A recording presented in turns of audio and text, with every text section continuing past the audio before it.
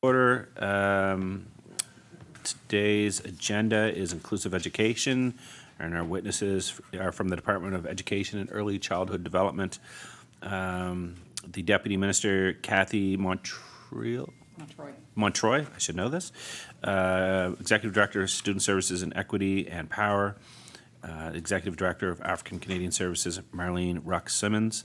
And Executive Lead Commission on Inclusive Education, Kristen Tynes. We will start with the committee business, which would be agency boards and commission appointments. Before we do that, we're going to get the committee to introduce themselves, and we'll start to my right with Ms. Chender. Good morning. Thanks for joining us. I'm Claudia Chender, MLA for Dartmouth South. Good morning. Welcome. I'm Lisa Roberts, CMLA for Halifax Meadow. Good morning. Larry Harrison, Colchester, Musquodoboit Valley. Brad Johns, MLA for Sackville Beaverbank. Good morning, Suzanne Lonis-Croft, MLA Lunenburg and Vice Chair. Good morning and welcome. Hugh McKay, MLA for Chester St. Margaret's. Hi, I'm Ben Jessam. I'm the MLA for Hammonds Plains Lucasville, and today I'm substituting for the MLA for Waverley Fall River Beaverbank, Bill Horn. Good morning, everyone. Keith Irving, MLA for King South, standing in today for MLA Rafa Di Costanza, and a special welcome to our friends at Ledge TV to our committee meeting. Okay, and my name is Brendan McGuire. I'm the MLA for Halifax Atlantic, and I am the chair of the committee. Just a reminder to everyone to turn their phones on vibrate. Coffee and washrooms are to our left at the door. In case of emergency, please exit through the Granville Street entrance and proceed to Grand Parade Square. And we will jump right into this, and we'll get right to committee business with agency boards and commissions. Mr. McKay. Thank you, Mr. Chair. For the Art Gallery of Nova Scotia Board of Governors, Malcolm Fraser as Governor, Austin Janga as Governor, and Grant Matcham as Governor. All those in favor? Opposed? Any other business? Mr. Jessam? Thank you, Mr. Chair. For the Department of Fisheries and Aquaculture, Nova Scotia Fisheries and Aquaculture Loan Board, Ronnie Heighton as member. All those in favor? Aye. Opposed? Ms. Lomas-Croft. Under the Department of Health and Wellness, the Nova Scotia Health Authority Board, Beryl McDonald as the director. All those in favor? Aye. Opposed? Carried. Motion carried. Anything else? Ms. Chender. I just wanted to ask, knowing that probably you won't have the answer to this question today, but the new Sustainable Development Act was passed in the last session, and there is a round table that forms a part of that act. My understanding is that it has not been reconstituted, so I wonder if the committee could get an update at the next meeting on where we are with that round table, which I believe falls under the ABCs. Yeah. Thanks. I think that's something we can look into. We'll get the clerk. Did you want us to write to the minister, Ms. Chender? That'd be great. We shall do that. Thanks. Anything else? Just want to remind everyone that this will be the first live broadcast committee in this room. We are live, yes. So just keep that in mind. And we will jump right into the topic. We'll welcome our witnesses. And we did introduce them, but if you want to introduce yourself again, we'll start with Ms. Power. Hello, thanks for having us. I'm Ann Power, the Executive Director of Student Services and Equity. Good morning, I'm Cathy Montreuil, the Deputy Minister of Education and Early Childhood Development. Good morning, and thanks for the invitation. My name is Marlene Ruck Simmonds, and I'm the Executive Director for the African Canadian Services Branch. And good morning, it's a pleasure to be here. My name is Kristen Tynes, and I'm Executive Lead, Commission on Inclusive Education. Okay, we are going to give you 5 minutes or whatever you need there to do an opening statement. Ms. Montreuil. So thank you for the opportunity to speak with you about Nova Scotia's inclusive education work. Today we're here to provide an overview of our approach towards inclusive education and to answer your questions on this topic. Before we begin, I'd like to articulate some of the fundamental beliefs, research, and advice around this subject.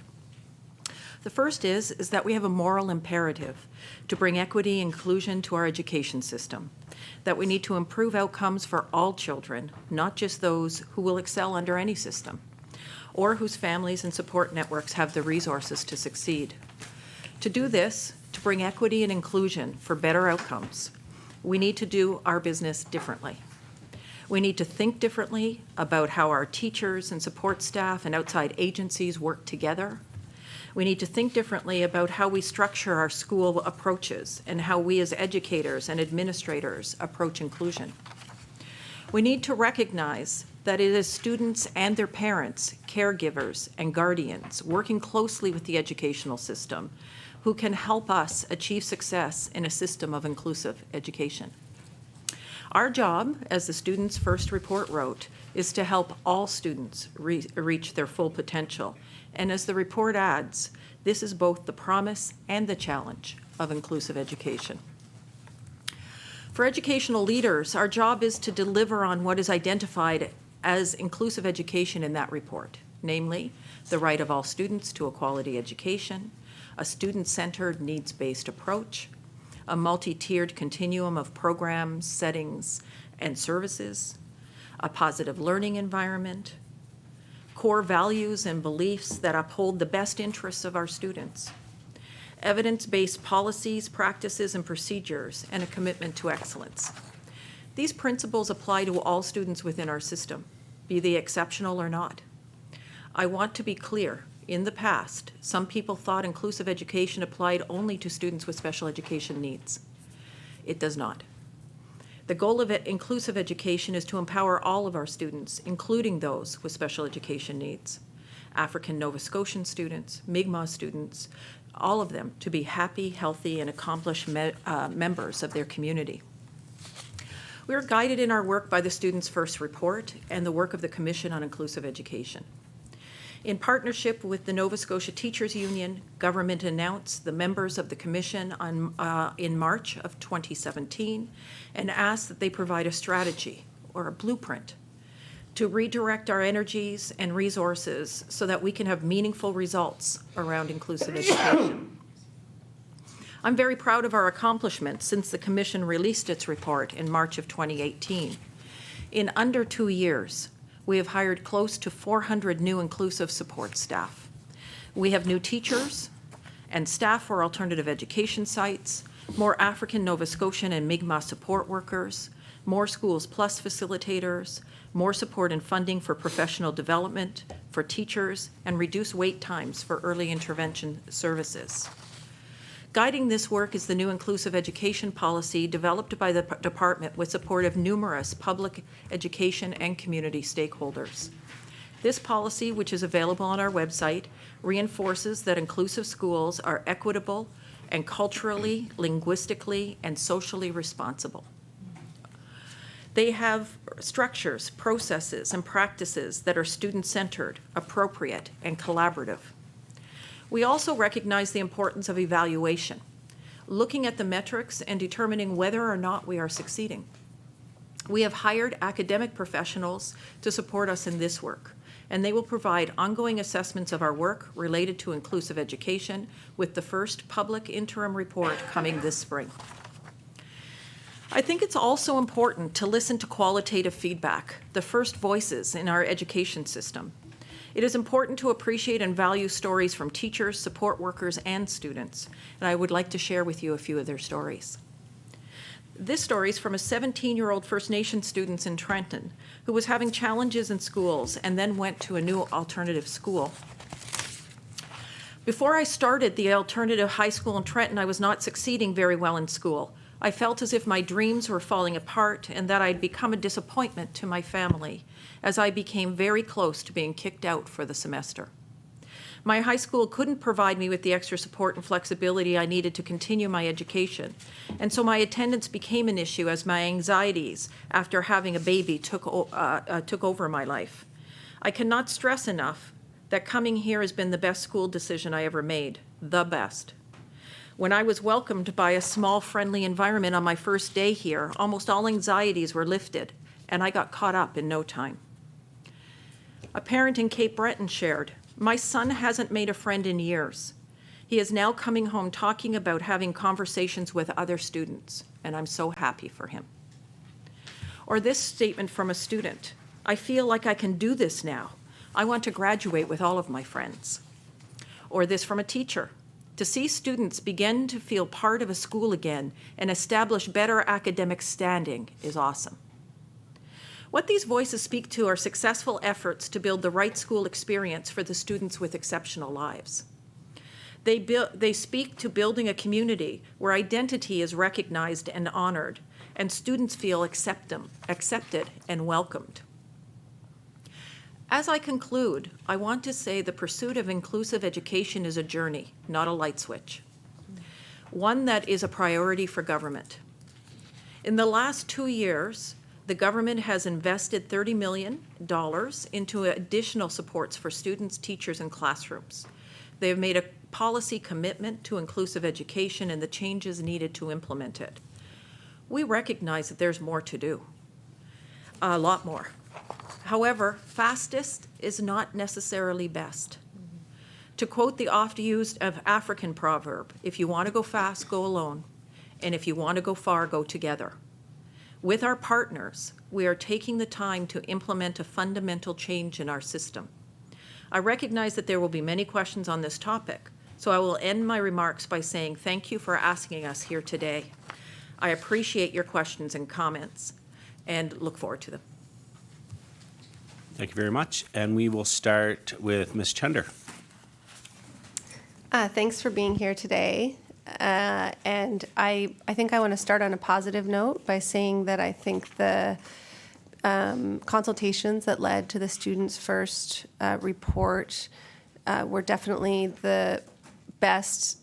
I mean, if I were being cynical, I'd say only, but best example of consultation that I've seen in my role here. So I think you did manage to talk to so many people in so many parts of the province, and that was very heartening. And I think the report was a great start. And I think you opened your comments, Deputy, by saying you're guided by that report. I think one of the main questions we have is, what does this implementation look like? So there was a very clear path laid out in that report, but try as we may, we cannot figure out what that roadmap is that's being followed by the department. So last year, we filed an FOI asking for the most recent version of a document called Students First Next Steps Gap Analysis and Tracking. And the entire thing was redacted except for one line. And the only part that was not redacted was the decision not to hire an executive director of inclusive education. That decision that we received also said that the document hadn't been updated or finalized. And so I guess my question is, can you share with the public what the implementation plan is? Because we're on side, we believe in this project, and we want to understand the rollout so that we can, be supportive and be inquisitive and be engaged in our communities around that. So I guess generally, if you could address that question, and specifically because we are going into a new budget, can you give us a highlight of what's coming in the next fiscal year? Ms. Montreuil. Thank you. So thanks for that question. And really, our starting point was to make sure that we understood Students First, we understood its intent. The words are there, but we also wanted, so we meet regularly with those commissioners to ensure that the actions were taken were consistent with the vision and the actions they laid out. Understanding that being responsive means that you don't establish upfront a road plan and then follow it in a lockstep manner. Responsiveness means that you need to be a little bit nimble. Having said that, one of the things that Students First challenged the system on is moving from siloed and isolated actions to integrated and interconnected ones. So to that end, I use the analogy when I speak with the system around a braid, where one strand might be how are we changing the delivery to kids with special education needs? What's the PD for that? What are the additional resources for that? How are we engaging parents differently? Are we engaging all parents in a consistent kind of way? So there's a special education strand that has to overlap with strands for our equity-seeking groups, like African Nova Scotians, like Mi'kmaq students, like LGBTQ, like those families who are struggling with poverty, to ensure that the processes in our schools become more responsive to their needs. When can they meet? How do they want to meet? Where do they want to meet? Our school system has, and many school systems, have a history of saying, our doors are open.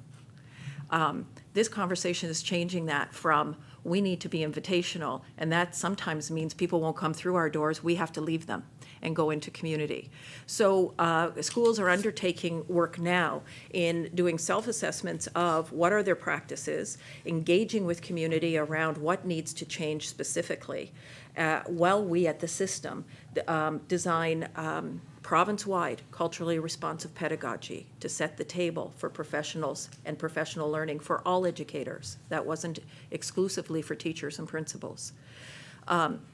Where we have begun in every school in this province in P2 in terms of culturally responsive pedagogy, tying in inclusive, responsive system building for students of Mi'kmaq heritage. And to that end, we have brought resources with us today on aligned with treaty education and reconciliation. Those two threads are not inconsistent with inclusive education. And so bringing those into our system, every school in P2 is undergoing in this school year specific teacher and school training for ways of knowing in the Mi'kmaq culture, for making our environments responsive and open, not just to students of Mi'kmaq, but to understand that their history is our history, that we have collective history, and that all kids need to know Mi'kmaq ways of knowing, a treaty education, the principles of reconciliation. In African Nova Scotian culture, the culturally responsive pedagogy has been mirrored with the development of reflective resources. So our implementation plan is multi-stranded back to what the inclusive education asked us to do. And they asked us to do certain things in certain frameworks as a blueprint and not as a to-do list.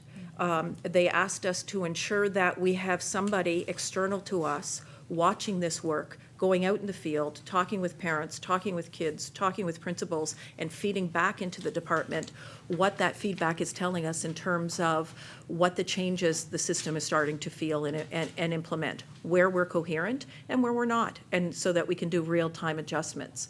So it's a multi-stranded strategy to look at inclusivity for all kids, all communities. I could go on with newcomers, and I could go on with some of the other work that we're doing. So the guide and the blueprint for all of that work is this document, is the Students First document. And we continue to carry it around and hold it to inform the actions that we're undertaking. Ms. Chender. Thank you. It's definitely helpful to hear about all of that, but I guess I'll just return to my question, which is, I understand the need to be nimble, and I appreciate it, and I think it's great that there's continuous communication both with the commissioners and with other folks, and I also recognize that this is essentially about sort of a universal design for learning and shifting the way that we design things.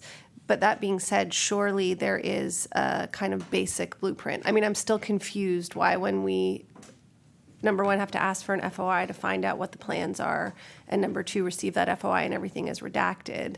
Like, can you share some basic plans of steps you're taking? And if those change, no problem. I mean, if that changes on feedback, that's great. But again, we just want to be able to track what's going forward.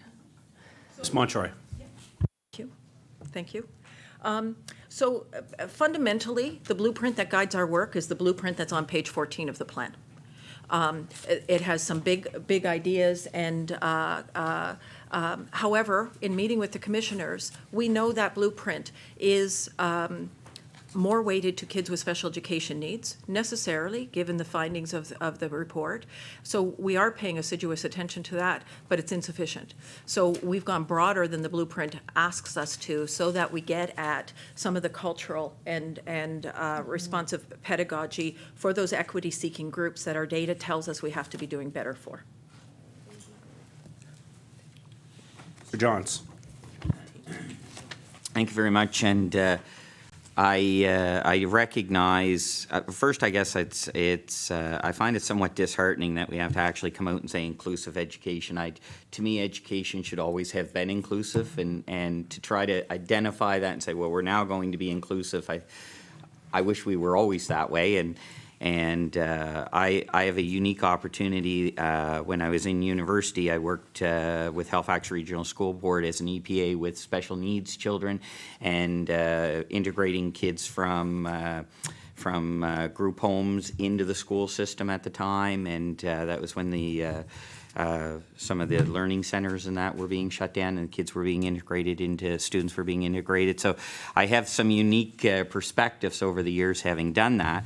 And but I do find that to say it's inclusive education now, education should always have been inclusive. I recognize now that it's such a huge scope with cultural needs, social needs, physical learning needs, and everything else. It's such a broad scope. I find that in some ways, some students are starting to fall through the cracks. And so my questions will be directly related to some personal issues, because I've noticed with my daughter, my youngest daughter actually has been identified with a learning disability. She has dyslexia. She's gone through the psychologists and everything at Halifax Regional Education Centre, and has been given that designation as a learning disability. And one of the things that I noticed that she's this year gone to junior high in grade 6. And I noticed that when she was in the elementary school, there seemed to be a lot of resources that were there to help her in her needs. But in the junior high, there doesn't seem to be as much flexibility. There doesn't seem to be as much supports there. Even things like, in my daughter's case, she has a really hard time using her combination lock. Right, and so I said, well, maybe we can get you. I don't want a different type of lock, because that pulls her out from everybody else, right? And other than what I'm seeing now is in classes and stuff. Before, my daughter was always very involved in education, enjoyed learning, and was involved. I'm finding this year she's becoming a little bit more quiet. She feels a little bit more when she has to do reading in the class. She's feeling that now, right? I'm fortunate she's very sports orientated, so she really excels in sports, and we've been fortunate that way. But I keep questioning why, without having to put on an IPP or something, there doesn't seem to be flexibility in the system to address some really simple issues. For instance, being Maria, my daughter, goes to French. And I find that very frustrating, because she can't read English because of her dyslexia. We've actually applied to put her into the Scottish Rite Learning Centre. I used to be on the board there, so which is for dyslexia. But there doesn't seem to be that flexibility there. We're talking about inclusion. Why is it that she can't? Why does she have to go to French instead of taking an extra English course? Or why does she have to? Do you know what I mean? Like, there should be some flexibilities there as well, and I don't feel that they are. Miss Montreuil. So one of the things that I've asked the system to think about is the power of the word yet. So we have opened up the conversation around accommodations, allowing kids to show what they know differently, do their work using computers, et cetera, and align our assessments, including our provincial assessments, to allow that. So the notion that we're using in the system is necessary for some kids, or it's good for all. And so some of the things that you're wishing would be available to your students, there's no downside to making sure that they're available for all students. And so we're right now in the last phases of the curriculum implementation for 7-8. So some of that flexibility will roll through with that implementation for sure. So the necessary for some, good for all. The things like more choice. We know kids do better with choice. And so finding ways to bring in more choice for more kids, including your daughter, is part of the objective to the current curriculum implementation, and we're about to review secondary implementation, secondary curriculum, with that lens of necessary for some, good for all. So we're a year and a half into a 5-year journey. Where these changes are being looked at, and upfront policy work and consultation are ongoing in terms of options. And I'm going to allow Anne to, rather than send me notes, maybe speak directly to some of the issues that are happening for kids with special education needs. Ms. Power. I just wanted to mention, too, that we have a new consultant specifically in the area of learning disabilities who will be starting in, I think it's about 2 weeks' time. And we'll be working with that consultant directly with our curriculum consultants in both English and French to look at evidence-based, very current ways in which we can be more flexible and nimble in the curriculum in terms of getting focused, specific instruction and interventions at the same time as thinking about how that can be done in the classroom. So, for instance, if my colleagues in French program services were here, they would speak about the neurolinguistic approach which we use in the teaching of French, which is also found to be very beneficial in many other areas and in oral language and other areas that help to strengthen that. But it's a matter of how do you build in those supports with the French program so that it's specific to the individual student as well. And we're just in the process of designing some of our supports around that in a multi-tiered system of support, which also includes teaching support teams to help teachers understand more specifically how to focus on some of the individual needs while still meeting the needs of all the students in the class. So. Before we advance to the next question, we've had 3 questions in about 25 minutes, 3 questions and answers in about 25 minutes. We just kind of want to, if we can keep the answers and the questions kind of shorter so that everybody, because there's going to be a lot of questions that people want to ask. And there's a lot of answers to be had, so just be mindful of everybody, okay? Mr. Johns. So I guess, Mrs. Montreuil, what I hear you saying is that at the primary level, some of this flexibility has already been implemented and that you're now looking at doing that at the secondary level. I know that the schools are very good at adapting programs and being flexible in adaptations. So, and I use my own experience, but in my daughter's case, they've encouraged her to use a Chromebook. They've encouraged her to, when there's a project, they've provided other. She's very great with clay. So, they did a book report. She was allowed to do something in clay. So there's been some adaptations that have been made there that work really well. But when it comes to, and I hear what you're saying in regards to the French program, right? But my daughter, and I use my experience, and I'm sure I'm not the only one because I'm very involved in the schools that my children attend.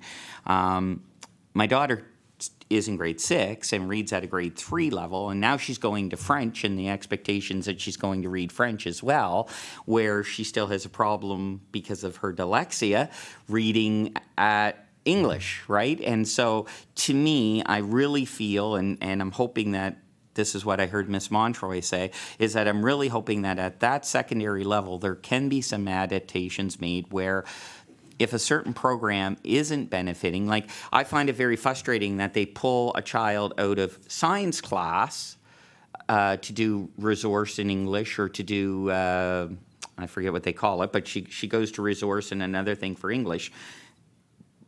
But she's going to French. So they're pulling her out of science where she might have been beneficial and it might have helped in addition to it. Because the reality is with my daughter, currently she can't read English. She's having a hard time with English.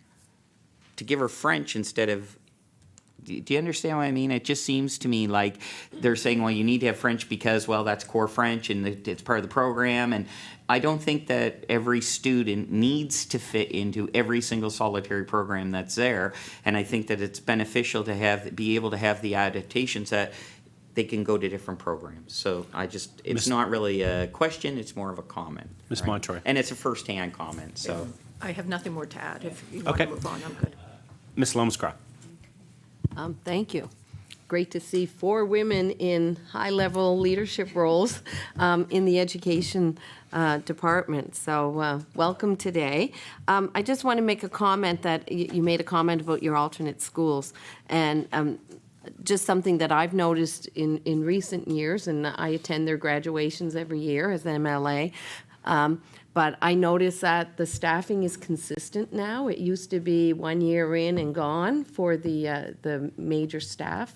I've noted that they are consistently there working with students who may come in at a grade 10 level and graduate. And that's really good to see because the progress in these schools is, I think, detrimental to your staffing and the relationships that build. So I'm really glad to see that. And also there's a lot of diversity in the schools as well. And they really build on that diversity. And also when I was at the Remembrance Day service at my home school this year, I noticed a lot of cultural diversity that wasn't there before. And I don't know if this is part of your moving forward with inclusive used to be special needs when they first brought in the inclusive. So has this evolved? Is it part of our immigration strategy here in Nova Scotia? Or but it's really good to see that change.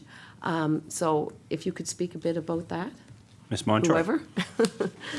So thank you for that, because we should start to feel differences for sure, right? And we invested in every educator, so that's EPAs, education worker, every education worker in the province in culturally responsive pedagogy. And we swept that through the province throughout last year and into this year. And really, inclusion, we will know that we're achieving inclusion when more kids, whether they have special education needs, whether they are an equity-seeking group, whether or not they struggle with poverty, feel community, right? We want kids to walk down the hall and have other kids know their names. We want them invited to birthday parties. We want them to be able to open up the lunch that they're used to having and not be worried that other people will make fun of them because it's not the same lunch that their neighbor opens up. We want to build environments where the school environment influences the learning environment. When kids are comfortable, when they're valued, and when they're part of community, they learn better. And so sometimes it takes some explicit training for the adults, because we all know our own culture. We all know our own history. We all know our own background. And so being able to be explicit about recognizing and honoring and being aware of when it's not honored, what it feels like, and how does the adult in the building help with that and lead that. So those are the kinds of fundamental base training that we did in a very systematic and deliberate way. We're now looping back to say, so what does CRP say about the selection of your learning resources, about how you group children, about how you look at the data in your school? We put in a requirement for all schools to look at their disaggregated data so that we don't go with averages, we don't go with how most kids are doing, and that we drill down. I've asked the school system to ask 2 key questions. How are the children doing? Well, 3 questions. How are the children doing? How do we know? And what will we do differently tomorrow because of it? And that's being used to drive our work. So I'm glad that you're starting to notice a difference. Ms. Lomscroft. I am indeed, and it's good to see, because I worked in inclusive education for a number of years. You mentioned community, and I feel that's really important, because our children leave school and go home to homes that may not be inclusive or have the same experiences. So are there opportunities, I'm glad the token days are gone, you know, where you did token multiculturalism. I had issues with that myself. But how are we reaching out to families to be more inclusive as well? Because that's a big part of this whole picture. Miss, is it Ruck Simmonds? Ruck Simmonds. Yes, thank you. I'll be pleased to answer this question. I think I would like to go back to the inclusive education policy in response to that. So that, for when we talk about community, is a policy that represents all children within the province of Nova Scotia. And we know this is the first of its kind, to have a policy where all children, the expectation is for all children to have an equitable, high-quality education. So in terms of community, in the African Nova Scotian communities that exist, there are well over 50, it is, I believe, a response to what community has been asking for over 400 years. So the recognition that we now have, as a result of the government, the department, a policy in education that drills down, that looks specifically at how are all children doing, how do we know, and with a particular focus on equity and those groups who have been underserved. So I feel that the policy really answers back to community as a first step to say, we've heard your voice, we know what you're saying, and we believe the stories that you have been bringing forward with respect to Nova Scotia's educational system, and we are turning the corner, moving away from just actions to look at impact. So this policy speaks back to the parents and the community. The other way, I believe, in which we are moving forward to really build that relationship with communities and parents and families is a recognition that we have the responsibility to create spaces, as the policy says, for parents to be involved, for parents to be motivated, to be involved in our system. So that means we have to create opportunities for them to be able to participate in education in the ways that make sense to them. The deputy spoke about culturally responsive pedagogy, and that's really what it's about. Do we know the learners? Do we know their families? Have we listened to them? That first voice account is crucial, and I believe the policy definitely sets the stage for that. The other way, I believe, in which we are sort of turning the corner here within our province is around the work that our advisory group does, CASE, the Council on African Canadian Education. There was a substantial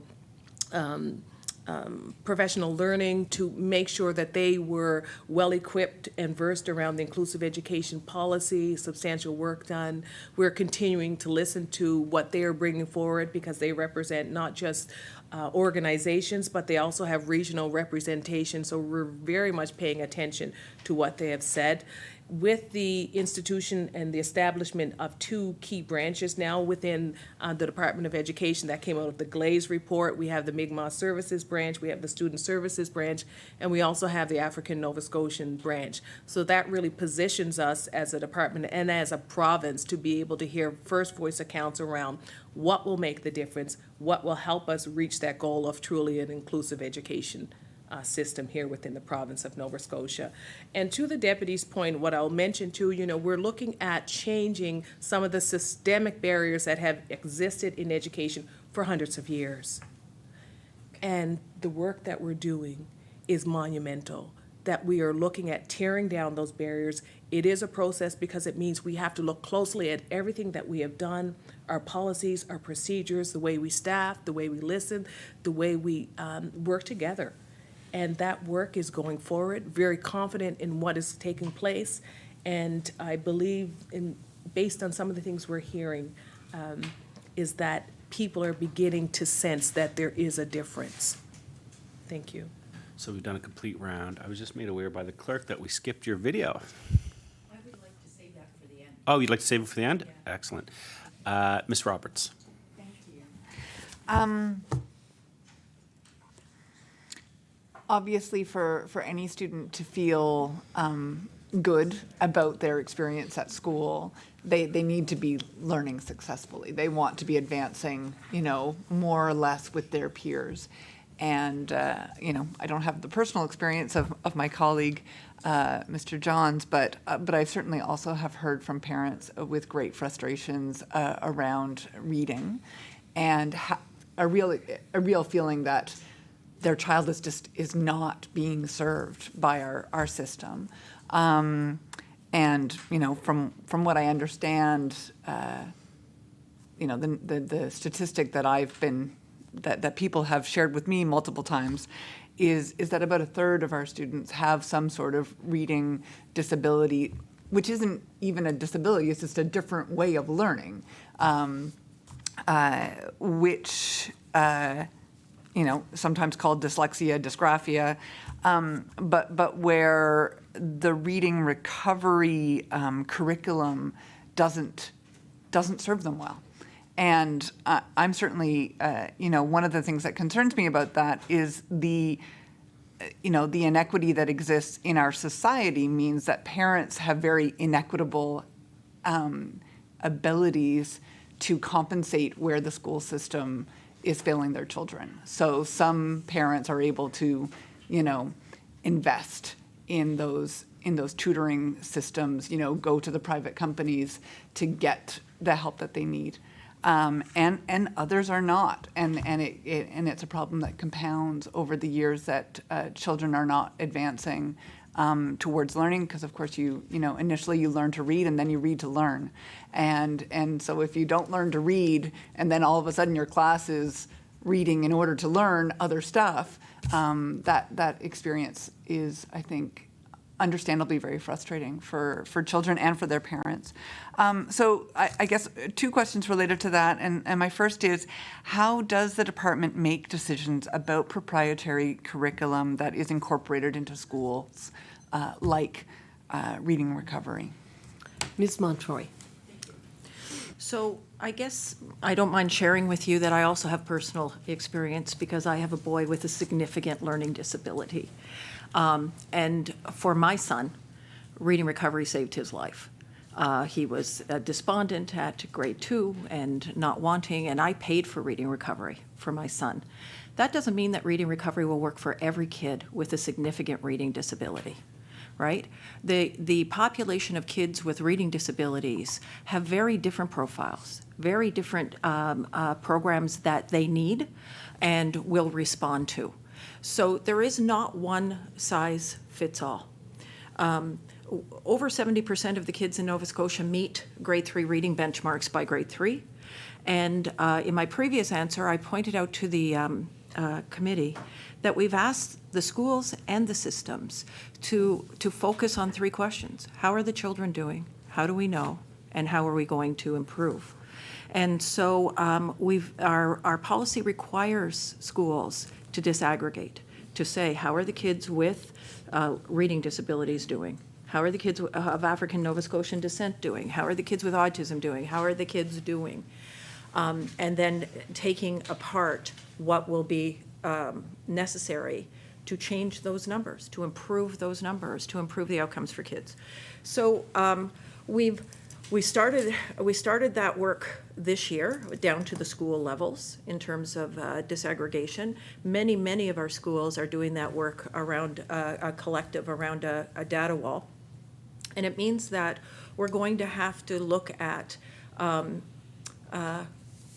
screening, early screening, to find these kids earlier and to plug in the right supports for the right kids for the right reasons. Reading recovery is not the answer for every kid with a reading challenge, for sure. And so right now the department is looking at, in partnership with some community and research experts in Nova Scotia, at what are the systematic pieces we could put in to do early screening for reading and literacy. And then what could we put in as a collective, as a pool of resources to respond to what those tell us. And so reading recovery will be part of it. It's well researched, it's well documented in terms of its efficacy. Efficacy is always linked to how you do it, right? So continuous improvement is a goal of reading recovery like it is for everything we do. So the long and the short of it is more kids need to be reading more effectively by grade 3. And right now, we're working with our community partners, our researchers in Nova Scotia, our schools, our special education staff, to identify what is working and what's missing. And we intend on taking some action in terms of what additional resources we need to reach those kids who aren't reaching benchmark by grade 3. Ms. Roberts.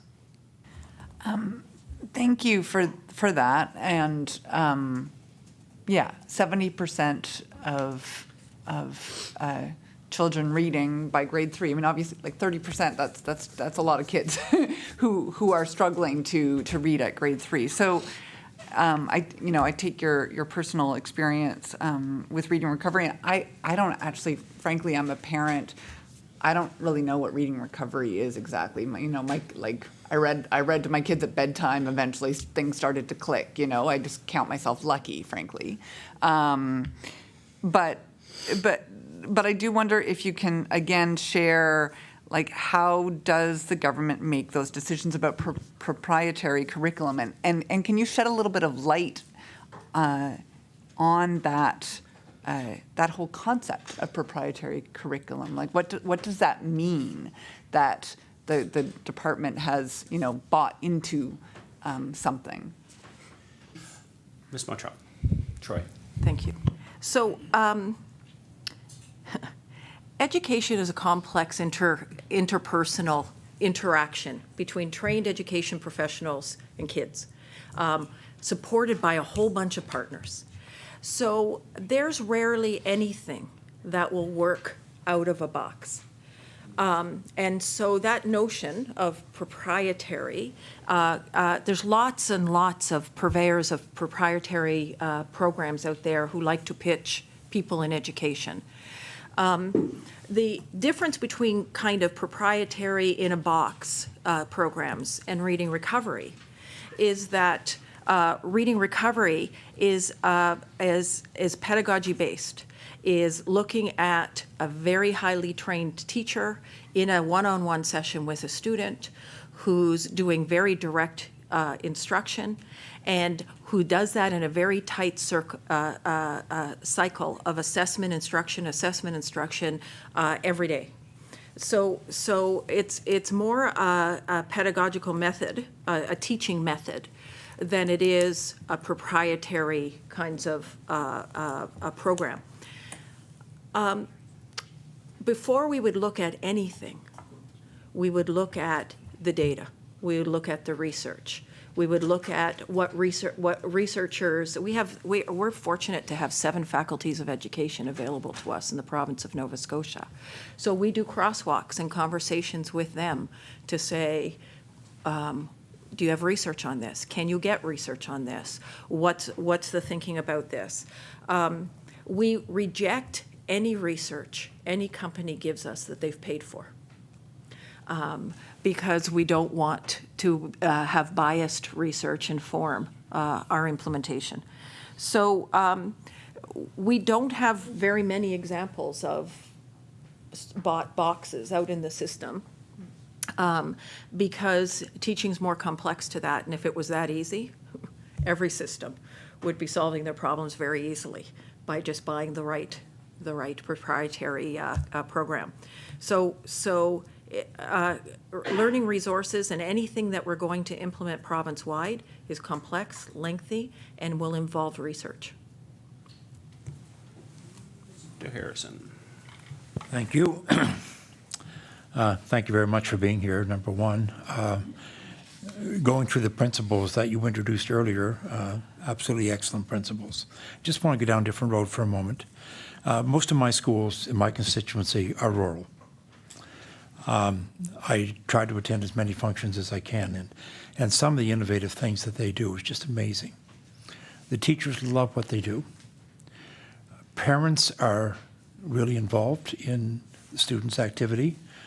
The students, no matter what grade, are kind of interacting and helping one another through the process and so on.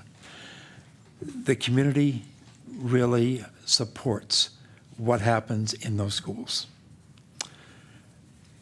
However, some are worried that because of numbers, the school is going to be taken away. And to me, that would not be helpful to anyone. Students, the community, wouldn't be helpful to anyone. What is the criteria for keeping schools in rural areas? And what are the dangers of losing those schools? Ms. Montreuil? I don't have very much to speak to that, other than to say that right now there is no conversation going on, nor is there a policy governing eliminating any rural schools. Mr. Harrison? That is good to hear. That is very good to hear. Simply because community is one thing you have put great emphasis on, and that happens in so many different areas. And it is important for schools to be in rural communities and not have the children move, great distances. So I just hope that, if at all possible, the schools can be kept within, because if they're not, the community loses a lot, and so do the children. So, Ms. Montreuil? We're good? Jessam? Thank you. Through the chair, I have a couple questions, perhaps best directed at Ms. Ruck Simmonds. Firstly, we continually hear how important it is for students, I'm specifically speaking about Black students, how important it is for those students to see a teacher at the front of the classroom, an administrator at the head of the school. And Ms. Ruck Simmonds, to the chair, if you could speak to any initiative or intentional behavior by the department to recruit and place specifically African Nova Scotian teachers and administrators throughout our system. Ms. Ruck Simmonds? Thank you. Very pleased to answer that. And we can certainly speak to the continuation of the scholarships to recruit interested personnel of African ancestry into the teaching profession, so we have a scholarship specifically for that. I'd also like to mention about the master's cohort, the guidance cohort that was Afrocentric. I believe 20 or so guidance counselors are now employed throughout our province and are working within the schools. We do know that we have approximately 7,419 learners that are in our system, and that we want to ensure that not only do they see themselves within the learning resources, but also reflected through the faculty and through all levels of the staffing with the administrators, teachers, as well as other people and staff that are working within the educational system. Most recently, as a result of the inclusive education supports, we saw the hiring of 6 additional student support workers that are now working across the province of African ancestry. We also saw 7 additional student support workers of Mi'kmaq ancestry that are working within the system.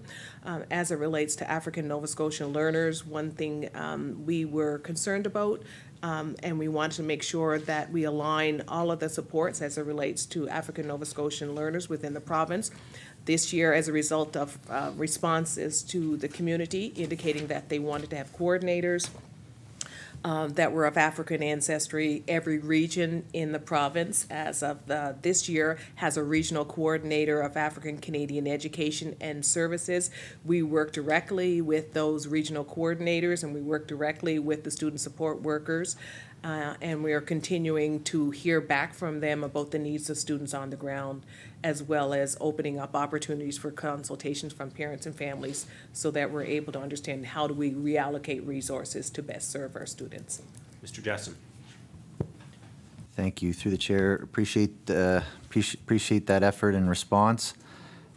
Secondly, and I guess I'm looking for some thoughts towards whether, I mean, we just received the report related to the Nova Scotia Home for Colored Children, and I'm wondering, I guess, some thoughts towards, is it appropriate? Is it being considered as having a role, like, intentionally implemented into school curriculum? Ms. Ruck Simmonds? Thank you. Two different angles. The department had representation on the restorative committees that were developed within the province. And also there are restorative approaches that are used throughout the province in various regions, in various schools. I think the restorative approach is also cultural. It's an encultured practice, so we know those practices are part of Mi'kmaq, Indigenous ancestry. They're also part of the work that we're doing within our African Canadian Services Division. We're really trying to create within our schools an understanding that all children belong, and how do we create those safe spaces for students to be themselves and to be able to be inspired through the work that we do with them. I think the restorative approach speaks to relationships, and so that is definitely the CRP, but we know within schools and employment settings that not everything goes well, so we do need to have those mechanisms, and I believe restorative approaches is that of how do we deal with situations when conflicts occur and chaos occurs. The other avenue I want to speak to is respect to the module that's being developed around anti-racism, anti-discrimination, and it's for principals and vice principals, because we want to equip them with the best tools to be able to deal with the incidents when they arise in the schools, and to be able to know the best steps forward that protect children from continuing to be harmed, but also equip school staff with the ability to deal with these situations when they do arise. Ms. Montreuil. Yes, and in addition to that, and part of the work that we did in collaboration with the restorative inquiry and First Voice participants, particularly from the home, was the DOOR project. So we have a virtual reality project that we co-developed with them and Western University and some researchers to allow kids to see inside the home from the eyes of the people who lived there. Not to replicate their experience, but to open up conversations and empathy for history that included systemic biases and prejudices. And it's a valuable learning opportunity. I believe it's grade 11. High school. Yeah. And we've piloted it in a number of our schools, and part of the plan is to bring that wider to that curriculum and make it part of everybody's. It's a valuable learning opportunity to understand how the story of the home talks about systemic barriers and biases in society and how we can work forward together. Our kids can learn about how they can be better and be different, and certainly the work of that department the work of that report calls on government to work way more connected across versus in silos. So there was valuable learning from the inquiry for sure that will live on and continue to inform our work. Ms. Chender. I want to ask a question related a little bit to my colleague, Mr. Harrison. He seemed happy at the answer that there was no policy around closing schools. I am less happy with that answer. Capital needs is something we ask a lot about because there's no policy. We don't know when a school is going to open, when a school is going to close. We have a rolling capital plan, but the updates seem to be few and far between. But specifically around capital needs, I want to ask around universal design for learning, which we talked about earlier. We heard from the Commission on Inclusive Education that many schools actually identified capital needs as a barrier to offering inclusive programming. So I'm assuming that that's pointing to structural changes that have to happen within a school. I know I've been to several new schools who have sort of indicated that their resource rooms might not be exactly appropriate for the uses to which they're put, et cetera, et cetera. And so I'm wondering how the department is working with the regional centers to address those capital needs related to inclusion. Ms. Power. Thank you. Yes.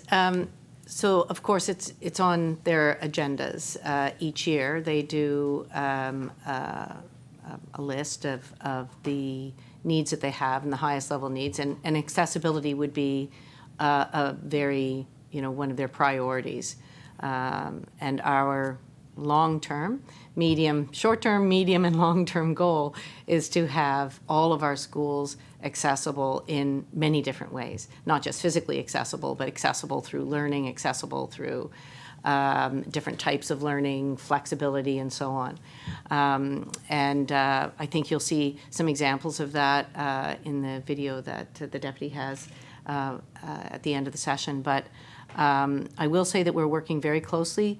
We have a representative on the accessibility committee that is looking at the directorate, which is looking at accessibility. Transportation infrastructure renewal is taking the lead on that, but we are certainly feeding into that. And then there are education standards which are coming out of the accessibility directorate, which we are also have 2 representatives on that committee and working very closely with them. So I think we'll have perhaps a more structured in the next few years approach and way of examining and continuing to look at how we can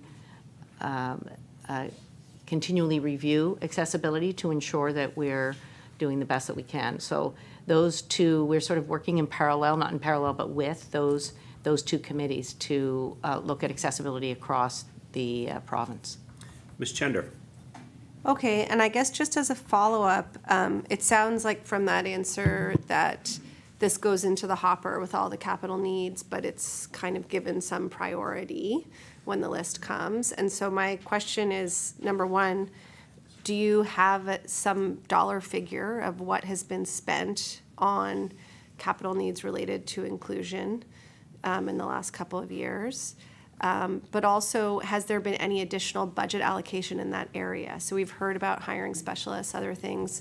If we're squeezing water from a stone, so to speak, like if there's a fixed amount, but we're giving these, more precedence, then are there other things falling off the list, or are we funding it appropriately? Ms. Power.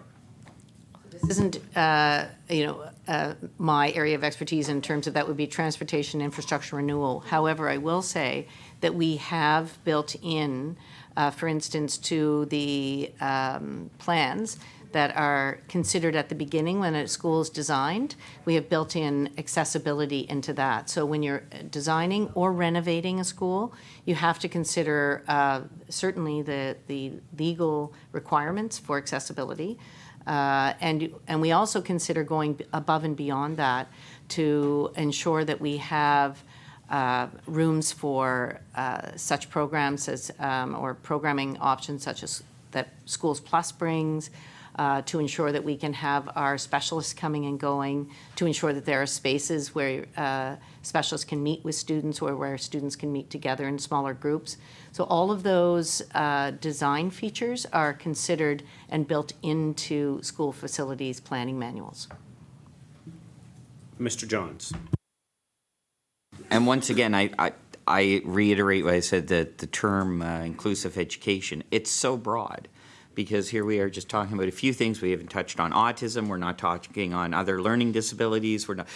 It's just such a broad scope of things. I find it almost overwhelming in some cases.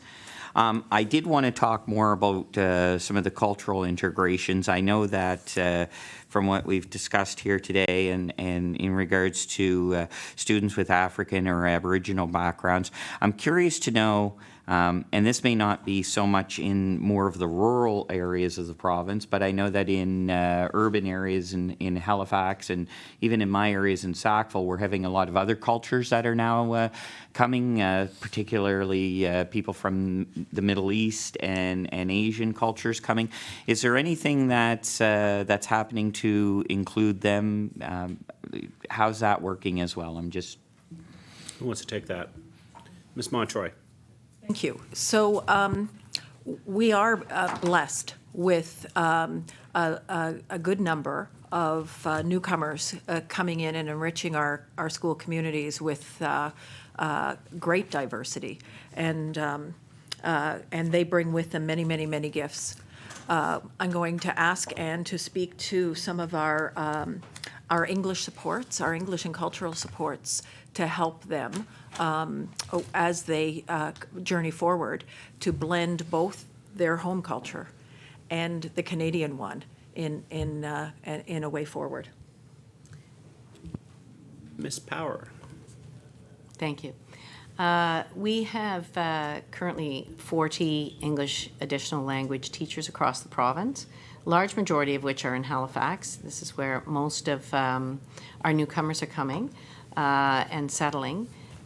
We have an English as an additional language strategy under development, and French additional language as well. And we're working very closely with our partners that are provide excellent services such as the YWCA and ISANS and other groups and partners that help us in our supports for families and communities. We have been doing work in the area of resources and professional learning as well for teachers, so that they can incorporate the type of strategies that help English as an additional learners when they're coming, for instance, with no language at all and have to, maybe mid-school career. So there's all sorts of things which are currently underway, and it's in development right now, but we'll be working on implementing that strategy over the next few years as we go forward. There are currently about 2,200 students who have come into our system who require English as an additional language services. Mr. Johns. Yeah, so and I guess I'd just like to follow up that I have noticed within the last couple of years, particularly student support workers of African heritage community. I represent a community. I grew up in Lucasville, and I represent Sackville area, and I have seen more African heritage people with African heritage backgrounds working in the school system. At my daughter's schools, we currently have a student support worker who's doing an absolutely wonderful job. And one thing that I do find about this individual is that she's been able to be inclusive to everybody, regardless of their cultural background, and by that has united everybody versus creating any divisions or anything, and it's been a really good experience having her at our school. So I am glad to see that when we went to school, the faces at the front of the class all kind of looked the same. I don't feel it's that way now, particularly in the Sackville schools, and it's been positive. So thank you. Anyone want to touch on that? Before we move on, can I just say something quickly? Yesterday was National Literacy Day, and you want to talk about some success stories. Go up to Chebucto Heights and Cowie Hill there and Principal Meyer. And yesterday I was invited in to do some reading, and there was a young girl and her brother from Syria who 2 years ago couldn't speak English, who were extremely shy and apprehensive.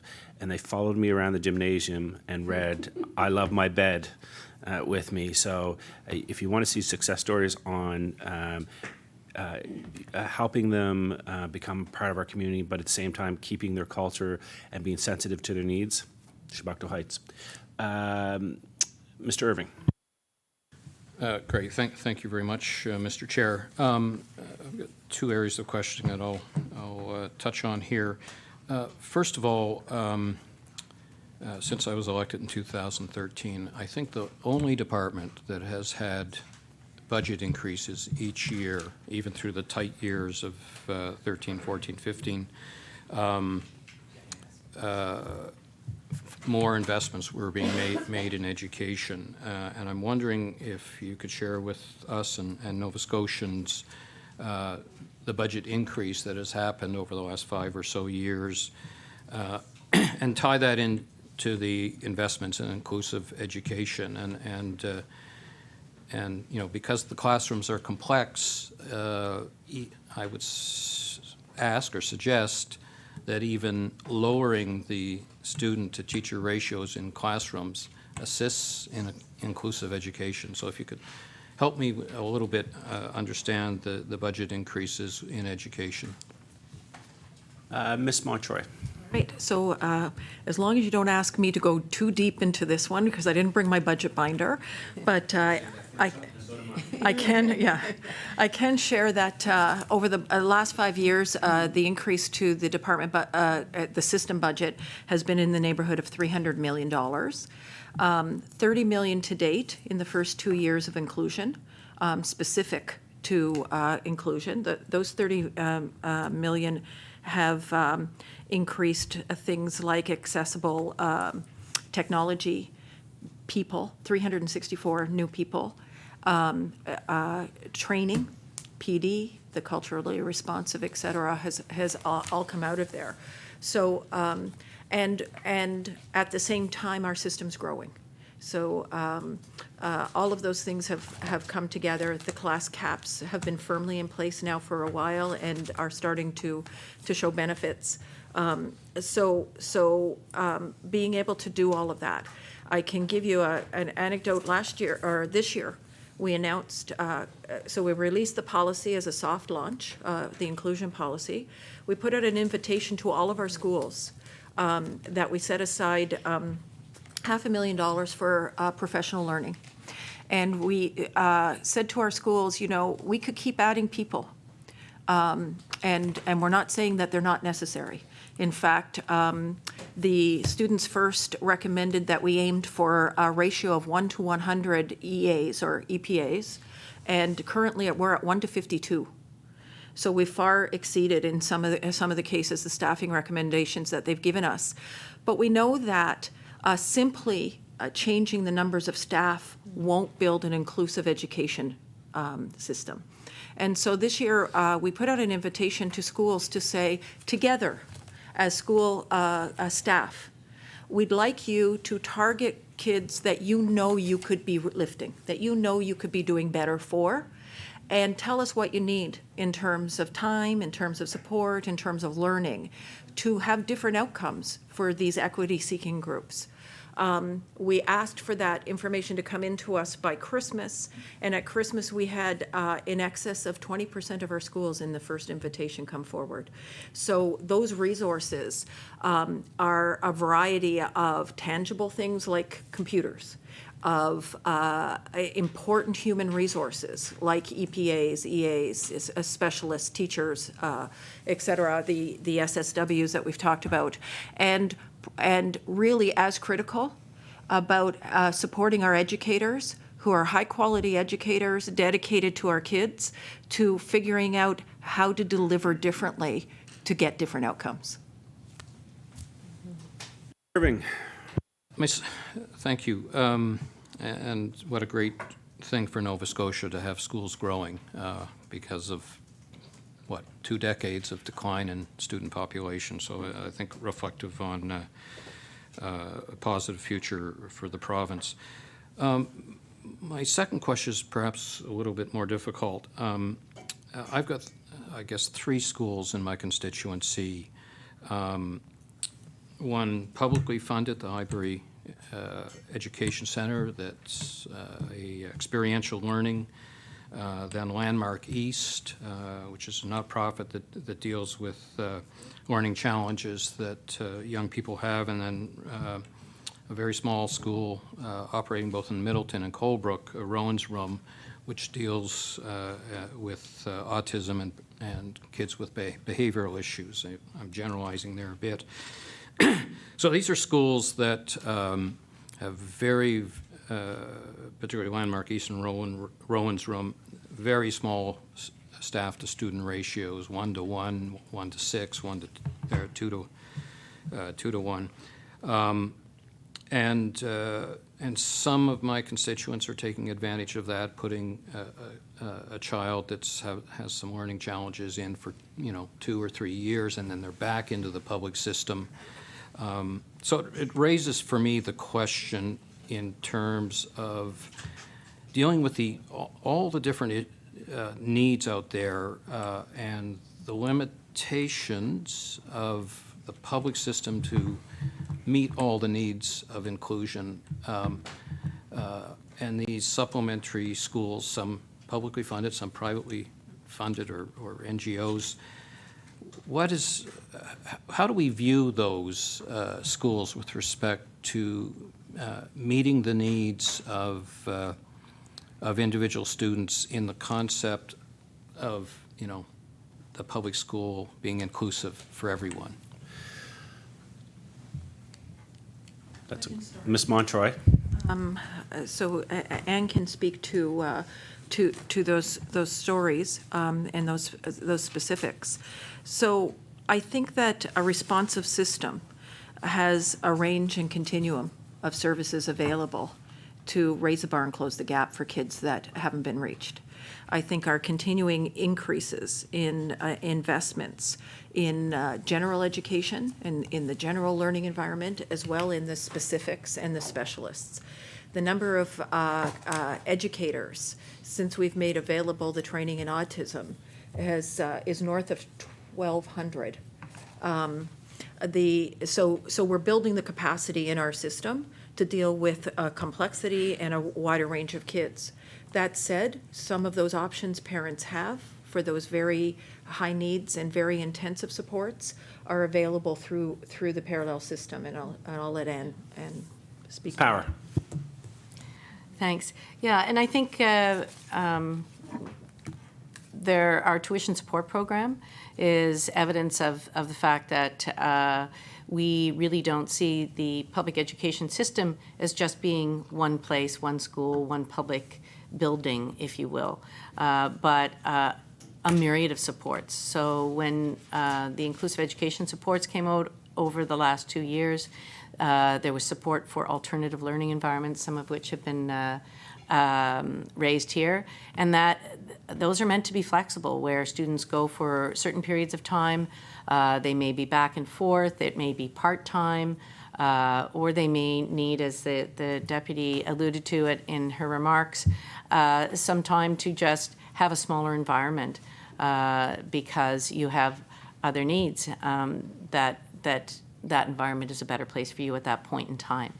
So our tuition support program recognizes that, and Landmark is one of the designated special education private schools, to which students can go and receive funding support to do so. We work flexibly as well with other learning environments, such as Rowan's Room, which are not necessarily schools, but places where children may have different types of programming that's suitable for them at particular points in time. And all of our student services staff across the province, and just give a shout out to them because they are an incredible group of educators across this province. We're very, very lucky to have them. And they work closely with other alternate environments to ensure that programming is fluid and flexible so that students can transition seamlessly back and forth as needed, and to support parents in that process as well. Ms. Chender. Thanks. 1 second, sorry for interrupting. Before we start, this will be the last round of questioning, and then we'll jump into the video. Ms. Chender. Okay, last question. Hard to pick. Okay, I'm going to ask about some of the additional staff that you've added over the last couple of years. So you hired a number of school psychologists and speech language therapists in 2018. Those positions were specifically created as non-NSTU positions. And the reason provided at that time from the department and continually is that that was necessary in order for those specialists to work year-round. But as we know, and as the union has pointed out, union staff can work year-round. It just requires a negotiation with the NSTU. So we have teachers who work in the summer. The union has said repeatedly that they were open to that conversation. We have a decision from an arbitrator that has said that the removal of these specialists was an explicit violation of that agreement, ordering their inclusion back into the union. The government has sought a judicial review of this request. I wonder if, Deputy, you can comment on how having these specialists provides better services for children, having them excluded from the union, given that I think it's clear to me, although if you have another thought, I'm all ears, that the year-round work capacity feels like a red herring. Ms. Montreuil. So I know that previous attempts to get services over the summer have resulted in a grievance of those attempts. I know that we've tried different scenarios and efforts. Our most vulnerable kids and their families need service. And they need service that doesn't end at 3 o'clock Monday to Friday, and they need service that doesn't end on June 30th. And so our primary and fundamental, remember I said I asked the entire system to start with how are the children doing? How do we know? And what do we need to do? We know that some of our kids aren't doing well. They need more service. They need psychological services, and kids don't operate in isolation. They're connected to families who oftentimes also need support. So this conversation from the beginning was and continues to be about how do we get more service flexibly delivered to our families, and how can we address any barriers that exist to limit that. It was never, and from the beginning we said it was never about who represents these workers, and today it's still not about who represents these workers. It's about our unyielding commitment to more service flexibly delivered to children and families.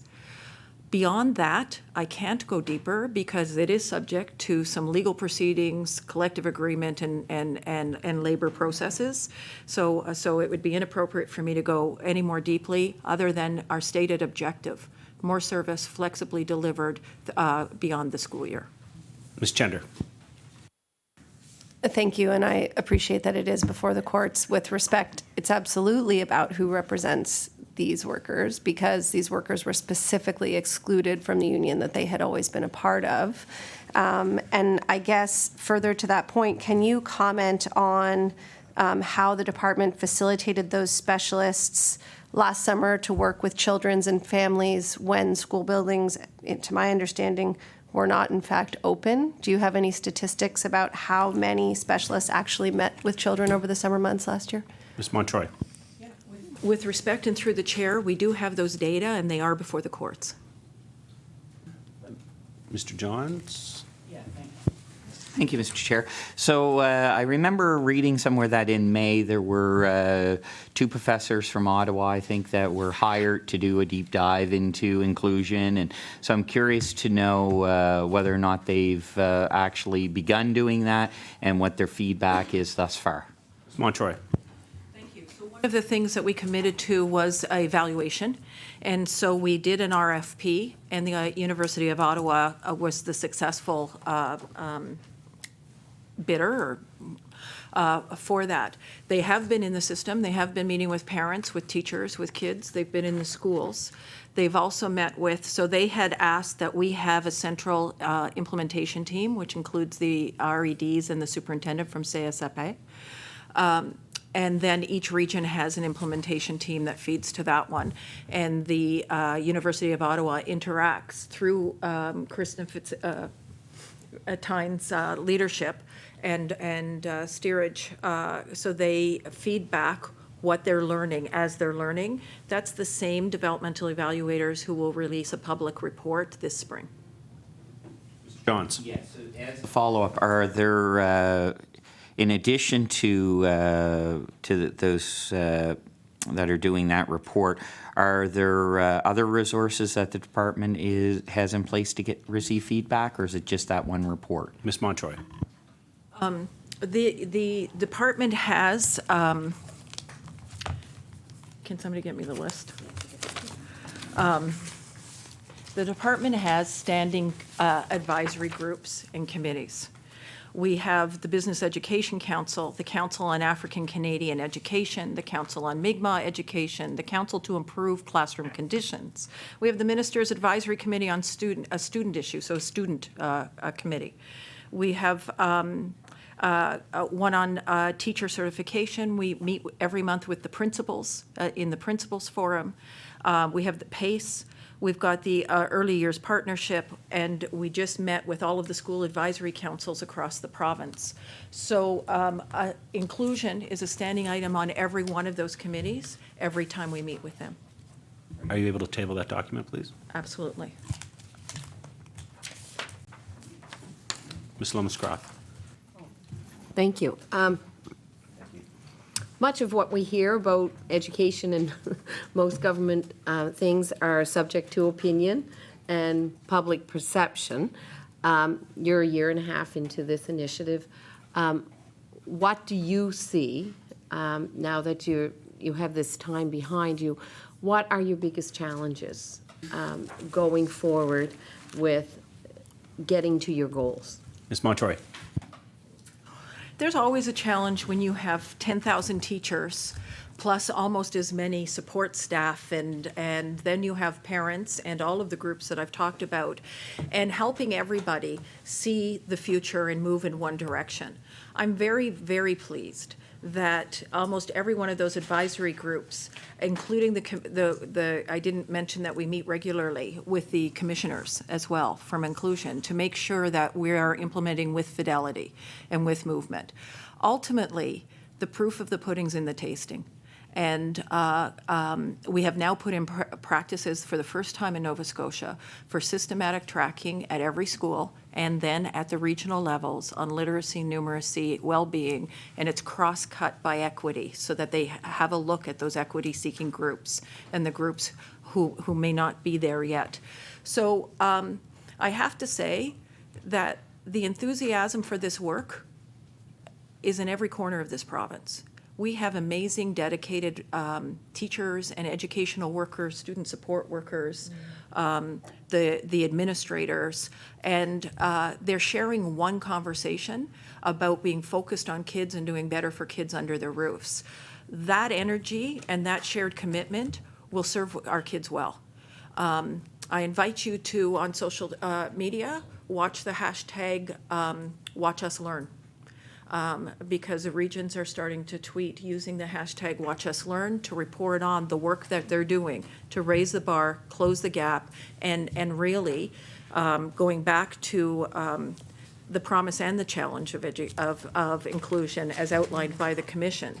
The promise is we now have a shared commitment with a common dialogue, right? The challenge is we have work to do. And we have historic marginalized groups that we need to build trust with and support.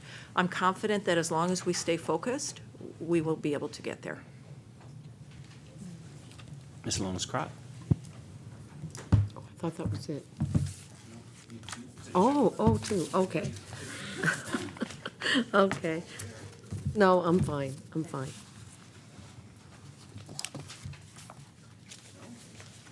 You don't want to follow? Lomas-Croft, you're not? Okay. So we have a video. Ms. Montreuil. We do have a video as our wrap-up. I think when you're working in education, and generally the chair asks for final comments, if we're at that point, then I'd like to share the video. I have one quick question, and then we'll go to final comments. Okay. So, seeing how there's one Liberal question left over there. So I have two total now that have entered the education system, and a third going in next year.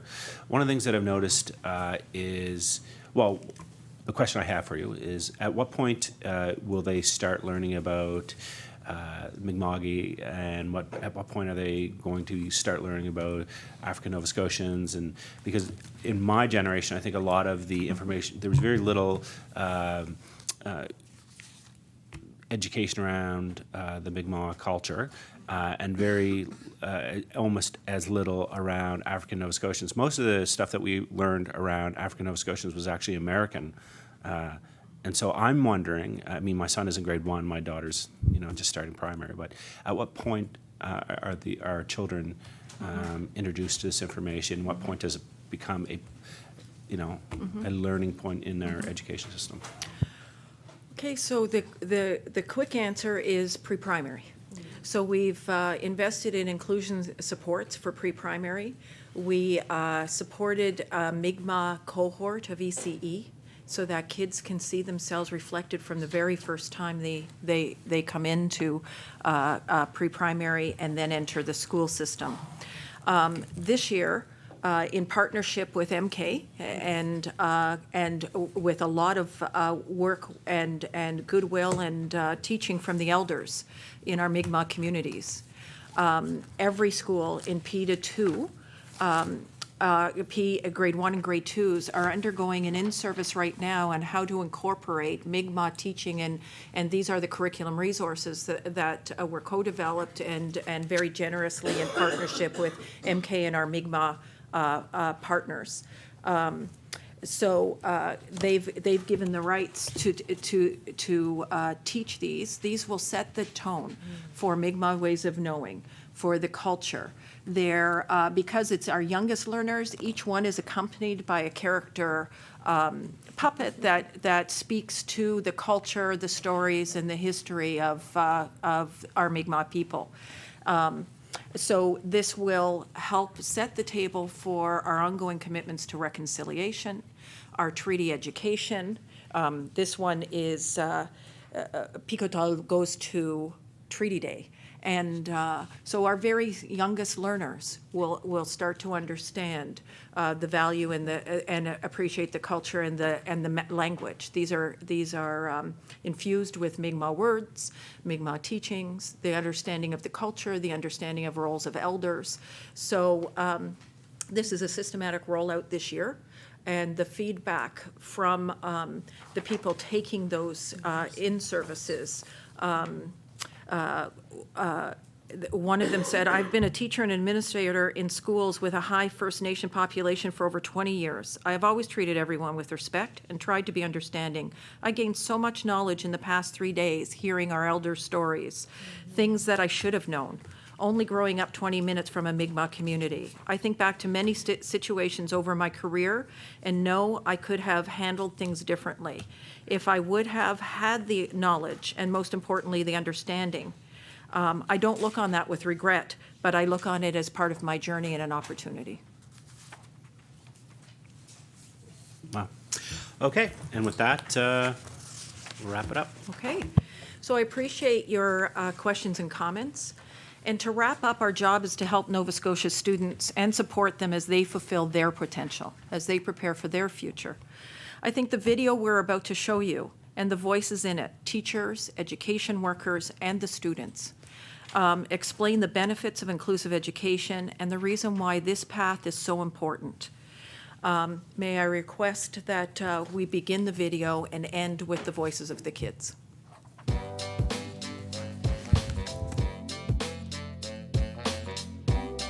We learned like her culture and how to speak in Mi'kmaq languages. Favorite thing was the smudging ceremony. I felt very calm after I got smudged. Like all the bad spirits were gone. It gives you more space for thinking. Here you can choose whatever helps you learn best. And you can sit in a different place with different people each day. It's like helps to do teamwork. It helps you to feel comfortable and stay focused. It feels even better than a classroom. It feels like a major living room. It's recess right now, and all of the kids are still engaged. They're still collaborating with their friends. They're still bouncing ideas off of each other. It feels like wonderful that you can choose your own seat every single day from Monday to Friday. You get to move around and do stuff that you don't normally do in your classroom. I feel like that's the thing that makes me not like school a lot. Just sitting in a chair and not being able to like move around while I'm doing stuff. I feel like I've become more confident and just more comfortable with like how I learn as an individual, and like I can express myself better. I never really knew that there were black people doing these things. Like I never really had dreams of being like doctors or anything like that, because I don't really see it like go on around me and stuff. But like it opened up my eyes to like be whatever I want to be. Sky's the limit. I really like to let students learn in a authentic way, and I thought, how best can we put that together in real life? And so that's how our cafe came about. Teachers and students know that we can do things more without telling us no. Because I'm telling you, this cafe has allowed a lot of them to find that self-confidence, get all those potentials out, and show us really what they're made of. And that is exactly what this is all about, celebrating their successes. Last year, at the end of the year, I had a group of students in and say, hey, what do you want to do next? So we saw R2D2 was being built, and we said, hey, I wonder if high school students can do that. And lo and behold, here we are. The last 3 years I've been working in makerspace with Mr. Watt. This definitely made me know what I'm gonna do after school, which is mechanical engineering, and I love it. Throw them in a room and give them stuff and let them tinker and fail and learn together, and amazing things happen. I hope I meet more teachers like him in my life. I think he encouraged Mustafa to trust himself, to work with confidence, to look for what he wants to do and to pursue it. I think Mr. Watt changed my path to a better way, and I really appreciate that.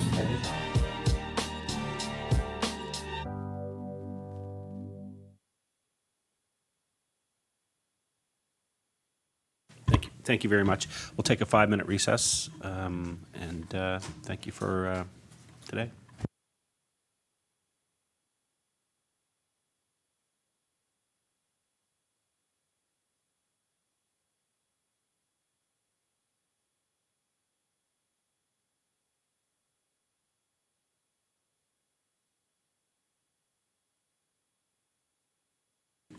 Just been told by the clerk there's no more committee business, so we're in recess. we're just going to bring it back from recess quickly. I've just been told by the clerk that there's no more business, so we're just going to adjourn the meeting. Have a great day, everybody.